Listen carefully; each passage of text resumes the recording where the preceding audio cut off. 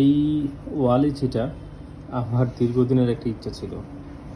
আমি ট্রাই করছি, আমি বেশ কয়েকবার যখন প্রথমে এই হবিতে আসি তখন ট্রাই করছি, হইছে, ট্রিম করছি, পরে আর হয় নাই।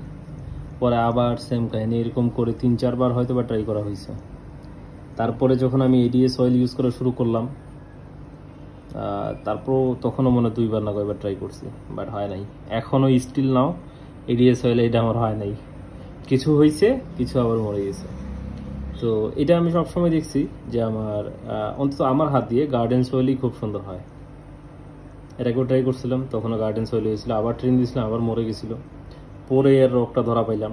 তো আলহামদুলিল্লাহ এখন দেখতেই পারতেছেন যে কালার কীরকম হয়েছে। ডিআইওয়াই লাইট আপনারা তো জানেনই, এই ট্যাঙ্কটাতে আমি ডিআইওয়াই লাইট ইউজ করি।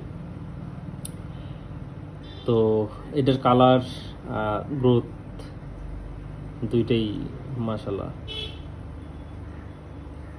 তো এটা দেখতে খুবই সুন্দর। এটা হচ্ছে ব্যাকগ্রাউন্ড প্লান্টসের, যেমন আমাদের রোটেলার আসলে প্রতিটা ভেরিয়েন্ট, আপনারা শুধু এটা না, রোটেলার যতগুলো ভেরিয়েন্ট আছে আমার কাছে সবগুলো খুবই পছন্দের এবং ফাস্ট গ্রোথ হয়, খুব প্যারা দেয় না। যদিও ওয়ালিচিটা খুবই প্যারা দেয়, অনেকে ট্যাঙ্কে দেখি বিনা কারণেই মরে যায়। ওই সেম আমারও, আমিও জানি না কেন মারা যায়।